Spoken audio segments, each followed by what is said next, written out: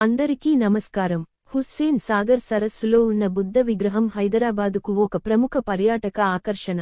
ఈ విగ్రహం ప్రపంచంలోనే అతిపెద్ద ఏకశిలా బుద్ధ విగ్రహంగా ప్రసిద్ధి చెందింది. ఇది 1985లో ఎన్టీఆర్ యొక్క ప్రేరణతో నిర్మితమైంది.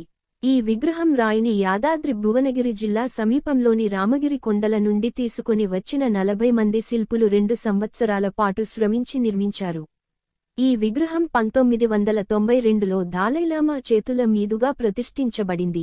బుద్ధ విగ్రహం చూసేందుకు హుస్సేన్ సాగర్ సరస్సు వద్ద ఉన్న లుంబిని పార్క్ నుండి బోటు సర్వీసులు అందుబాటులో ఉన్నాయి. సాయంత్రం వేళలలో ఈ విగ్రహం రంగురంగుల దీపాలతో అలంకరించబడుతుంది. హుస్సేన్ సాగర్ వద్ద ఇతర ముఖ్యమైన పర్యాటక ప్రదేశాలు కూడా ఉన్నాయి. వీటిలో Birla Mandir, Sanjeevaiah park, Prasad IMAX, Snow World మరియు ఎన్టీఆర్ గార్డెన్స్ ముఖ్యమైనవి. For more updates, please subscribe.